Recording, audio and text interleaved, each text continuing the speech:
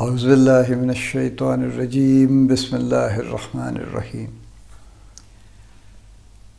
Life views اسرار قریشی کی ایک اور نشست کے ساتھ میں حاضر ہوں۔ اللہ پاک مجھے اچھی بات عطا فرمائے اور اس بات کو آپ تک اچھے طریقے سے پہنچانے کی توفیق عطا فرمائے، آمین۔ تقریباً 2 سال پرانی بات ہے، میں آفس میں بیٹھا ہوا تھا، تو ان دنوں میں جس کمپنی میں تھا ہم فرانس کی ایک کمپنی سے ڈیل کرتے تھے، ان سے ایک پروڈکٹ ہم فنشڈ فارم میں امپورٹ کیا کرتے تھے۔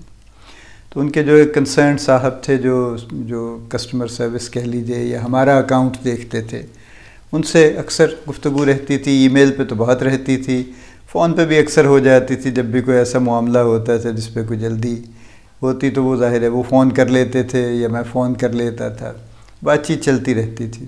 سو وی نیو ایچ ادر ویل، کہنے کا مطلب یہ ہے۔ So I got a call from him. یہ کوئی I think around noon یا afternoon کی بات ہے۔ تو اس نے مجھے کہا کہ اسرار، how do you do when somebody passes away؟ اچھا، یہ سوال بڑا ایک دم سے عجیب سا تھا، تو میں نے اسے پوچھا، میں نے کہا کیا ہوا mark, what is the background of this question؟ تو مجھے اس وقت اس واقعے کا پتہ نہیں تھا۔ اس نے مجھے کہا کہ جاوید اخائی۔ میں نے کہا yes I have heard about him. میری کبھی ملاقات نہیں ہوئی تھی، but he was a very well known person, ماشاء اللہ پوری انڈسٹری فارما کی ان کو جانتی تھی، مارٹن ڈاؤ گروپ کے چیئرمین تھے۔ تو اس نے مجھے بتایا کہ جاوید اخائی صاحب فرانس آئے ہوئے تھے اور ہی ہیز پاسڈ اوے۔ اچھا، انا للہ و انا الیہ راجعون۔ لیکن مجھے اس وقت تک یہ خبر کا پتہ نہیں تھا، چونکہ بالکل نئی یہ بات ابھی ہوئی تھی، یہ واقعہ ہوا ہی تھا ابھی۔ تو میں نے کہا اب مجھے بتاؤ اب کیا، what do you want to ask? اس نے کہا اصل میں فرانس میں تو ہم پھول بھیجتے ہیں، جب اس طرح کا کوئی واقعہ ہو تو کنڈولنس کے لیے، تعزیت کے لیے ہم پھول بھیج دیتے ہیں۔ میں نے کہا ہم پاکستان میں پھول نہیں بھیجتے، اور بھی کئی ملکوں میں نے دیکھا پھول بھیجتے ہیں۔ ویتنام میں رہا ہوں، وہاں بہت رواج ہے، بے شمار پھول وہاں جمع ہوتے ہیں فیونرلز پہ۔ میں نے کہا ہم پاکستان میں پھول نہیں بھیجتے، آپ ایسا کر لیجئے کہ آپ ایک کنڈولنس کا لیٹر بنا کے اور وہ کسی شخص کے ہاتھ وہاں پہ بھجوا دیجئے، تاکہ وہ ان کے جو بھی کوئی وہاں پہ ان کے ساتھ ہیں ان تک وہ پہنچ جائے گا، تو آپ کی کنڈولنس مارک ہو جائے گی۔ فائن، یہ کال ختم ہو گئی۔ اللہ پاک ان کے درجات بلند فرمائے جاوید اخائی صاحب کے۔ جو بات میں اس سے نکالنا چاہتا ہوں وہ یہ ہے کہ اس کمپنی کا جاوید اخائی صاحب کے بزنس سے کوئی واسطہ نہیں تھا قطعاً۔ جاوید اخائی صاحب پاکستان میں کام کرتے تھے، پھر انہوں نے فرانس میں ایک پلانٹ خریدا جا کے۔ جب انہوں نے پلانٹ خریدا تو it was a medium size, small to medium size plant تھا، لیکن فرینچ گورنمنٹ نے اس بات کو اتنی امپورٹنس دی کہ فرینچ پریزیڈنٹ ان کے پلانٹ پہ آئے، ان کا شکریہ ادا کیا کہ آپ نے ہمارے ملک میں آ کے انویسٹمنٹ کی ہے۔ آپ اندازہ لگا لیجئے نا کہ فرانس اور پاکستان کا کمپیریزن کیا ہے، اور یہاں پہ کتنی انویسٹمنٹ آتی ہے اور یہاں کتنی ہم شکریہ ادا کرتے ہیں۔ بہرحال انہوں نے باقاعدہ پبلکلی انہوں نے شکریہ اس کا ادا کیا ان کا کہ آپ یہاں تشریف لائے، آپ نے امپلائمنٹس کریٹ کی ہیں فرانس میں اور انویسٹمنٹ کی ہے یہاں پہ۔ اب یہی چیز آگے چل رہی ہے، یعنی ایک اور کمپنی جس کا ان کے بزنس سے کوئی واسطہ نہیں ہے، اس کو جیسے ہی یہ خبر ملی کہ unfortunately he is passed away, تو اب ان کو یہ فیل ہوا کہ ہمیں کنڈولنس کرنی چاہیے۔ میرے خیال میں یہ بہت ہی بڑی بات تھی، مجھے سن کے بڑا اچھا بھی لگا، اور جب میں نے اپنی طرف دیکھا، اپنے ملک کی طرف دیکھا، تو مجھے افسوس بھی ہوا کہ ہمارے ہاں تو ایسا کوئی رواج نہیں ہے، بالکل قطعاً۔ ہم تو کسی کو نہ ہم ریکگنائز کرتے ہیں، نہ ہم کسی کی عزت کرتے ہیں کسی بھی حوالے سے، اور بس جو مرضی ہو جائے، اگر ہمارا واسطہ نہیں ہے تو ہم پلٹ کے پوچھتے بھی نہیں کہ کون ہے اور کون نہیں ہے۔ یہ فرق ہے، وہ پھر ہم کہتے ہیں نا زندہ قوم میں اور جو زندہ نہیں ہے، میں اس بحث میں نہیں جاتا، لیکن یہ فرق ہے، یعنی یہ اورینٹیشن کا فرق ہے، یہ کلچر کا فرق ہے، یہ سویلائزڈ ہونے کا فرق ہے کہ ایک شخص جس کا آپ کے بزنس سے کوئی واسطہ ہی نہیں ہے، لیکن چونکہ اس نے فرانس میں ایک انویسٹمنٹ کر دی ہے اور آپ کی گورنمنٹ نے اس کو ریکگنائز بھی کیا ہے اور پبلکلی اس کو ریکگنائز کیا ہے، تو آپ اپنی ذمہ داری سمجھتے ہیں کہ ایسا کچھ واقعہ ہو تو آپ بھی اس میں کچھ فرق نہیں پڑتا ہے۔ کنڈولنس لیٹر وہ نہ بھی بھیجتے تو بھی کوئی فرق نہ پڑتا، لیکن وہ بھیجنے سے بڑا فرق پڑا، میرے ذہن میں تو بہت فرق پڑا، اینڈ آئی ایم شیور جب آپ یہ بات سن رہے ہیں تو آپ کے ذہن میں بھی بڑا فرق آئے گا اس سے۔ ہمارا المیہ یہ ہے کہ ہم نے ہر کسی کی عزت کرنا چھوڑ دی ہے۔ ہمارے پاس اس کی بڑی بڑی وجوہات ہیں، معقول ہیں یا نامعقول ہیں، وجوہات ضرور ہیں. یعنی ہم شروع ہوئے اپنے اساتذہ سے، ہم بڑی عزت کرتے تھے، پھر ہم نے چھوڑ دیا. اب ہم کہتے ہیں اساتذہ اپنے اس قابل نہیں رہے، ہم کیا کریں؟ جب اچھے ہوتے تھے تو ہم عزت کرتے تھے، اب نہیں ہیں تو ہم کہاں سے کریں؟ ہم اپنے جو یہ لوگ تھے جن کو آپ کہتے ہیں جو بزنس مین ہیں، کسی وقت زمانے میں بڑی فیملیز ہوتی تھیں. جب ہم ینگ تھے، ایوب خان کا دور تھا اور بھٹو صاحب نئے نئے سوشلزم کی گفتگو شروع کر رہے تھے، تو اس وقت ایک ہی فقرہ پاپولر تھا کہ پاکستان کے تمام کاروبار پہ 22 خاندانوں کی حکومت ہے. وہ 22 خاندانوں میں آدم جیز بھی تھے، سیگلز بھی تھے، داؤدز بھی تھے، کچھ اب بھی ہیں، کچھ اور نئے کھڑے ہو گئے ہیں. یہ حال کوریا میں بھی ہے، وہاں وہ ان کو شابال کہتے ہیں، اور وہاں بھی بڑے بڑے گروپس ہیں جو بزنس پہ قابو ہیں. ایک سامسنگ کا گروپ ہے، ایک ڈیوو کا گروپ ہے، کیونڈے کا گروپ ہے، بلا بلا. پاکستان میں بھی اس طرح کے گروپ تھے، ابھی بھی ہیں، اور وہ رہیں گے، اس لیے کہ بڑے گروپس ہی بڑے بزنسز میں آ سکتے ہیں. چھوٹے لوگ بڑے بزنسز میں نہیں آ سکتے، اس اسکیل کے بزنس میں. We need to understand that. Anyway, تو ہم نے وہ بھی ان کی بھی عزت کرنا چھوڑ دی کہ نہیں یہ سب یہ خراب لوگ ہیں. میں ریسنٹلی کراچی گیا تو somebody took me to a building جو کسی اٹالین کا ٹیکسٹائل کی مل تھی، اس کی میسکون کے نام سے. ہیوج، پتہ نہیں کتنے ایکڑ میں وہ جگہ بنی ہوئی تھی. 7,000 اس کے امپلائیز تھے، اور اس کے ساتھ اس نے بھی مزید جگہ لی تھی جہاں پہ وہ اگلا یونٹ لگانے جا رہا تھا، جس میں مزید شاید 12-15 ہزار امپلائیز کی ضرورت ہوتی.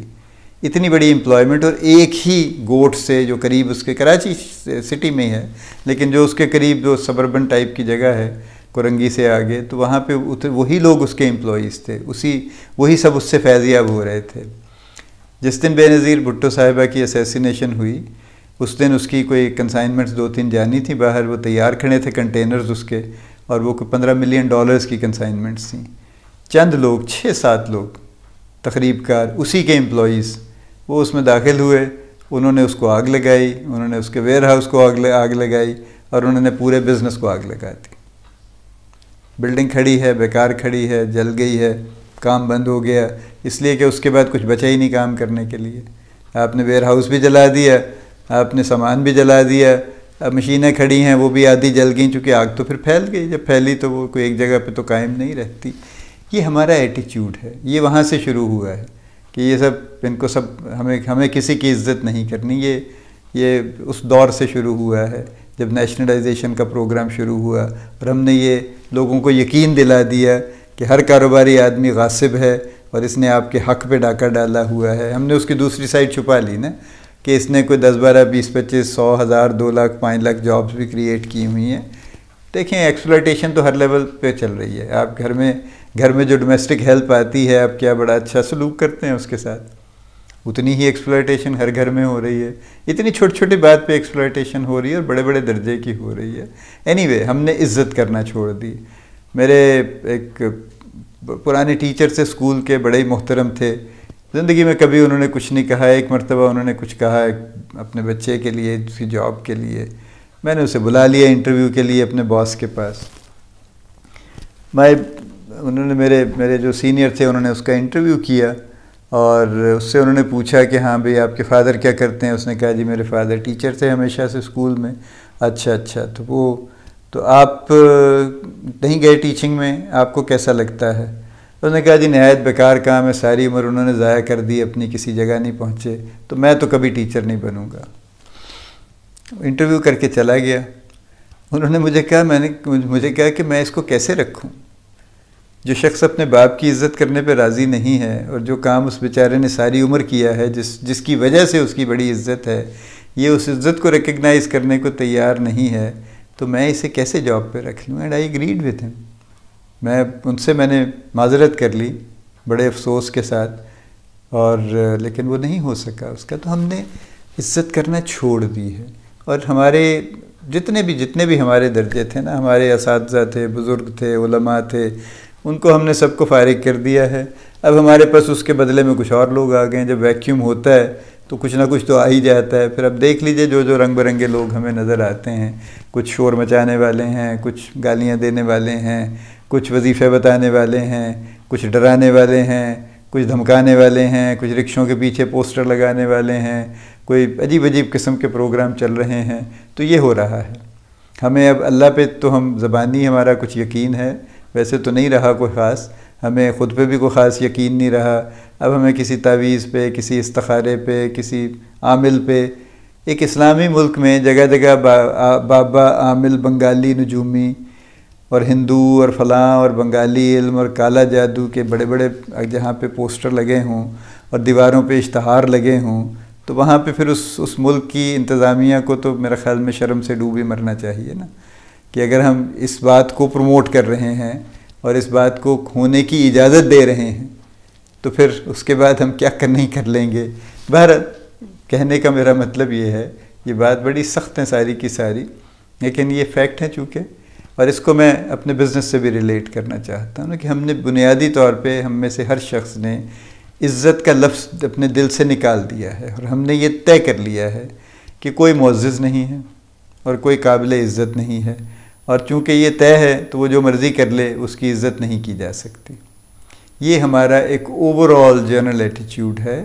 فارچونیٹلی بہت ساری اس میں لوگ ابھی ایکسیپشنز میں ہیں، بہت سارے لوگ کہیں نہ کہیں اس سے کچھ بہتر کر لیتے ہیں اور اس طرح سے 100% معاملات خراب نہیں ہوئے، لیکن بہت جگہوں پہ ہو چکے ہیں اور اس کی وجہ سے بڑا نقصان ہو رہا ہے۔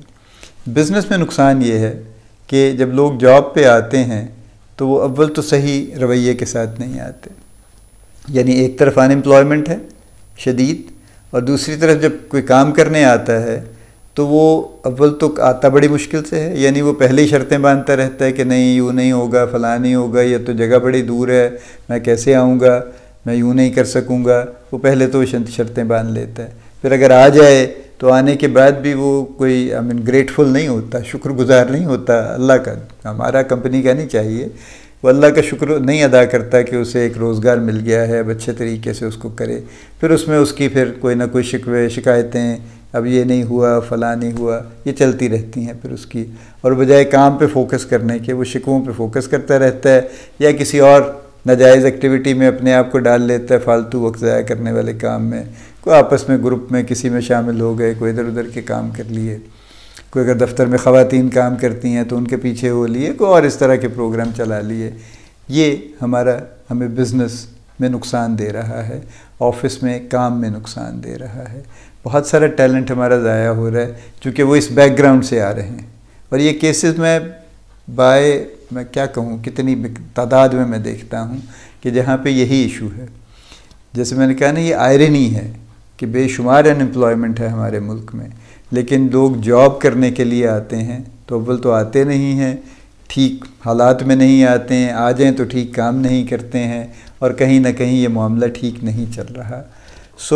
بزنسز ہمارے بہرحال سفر کر رہے ہیں، میں اس بالکل حق میں۔ دیکھیں بزنس مین نیک لوگ نہیں ہیں، وہ بزنس پروفٹ کے لیے کرتے ہیں اور پروفٹ کمانے کے لیے جائز ناجائز بھی کرتے ہیں، یہ اب آپ کے لاز اور رولز کا کمال ہے اور آپ کی ایڈمنسٹریشن کا کمال ہے کہ کس شخص کو کس حد تک وہ کسی دائرے میں رکھ سکتے ہیں، ورنہ تو انسان تو وحشی ہے، وہ ہر شخص وحشی ہے، وہ جو بزنس مین نہیں ہے وہ بھی وحشی ہے۔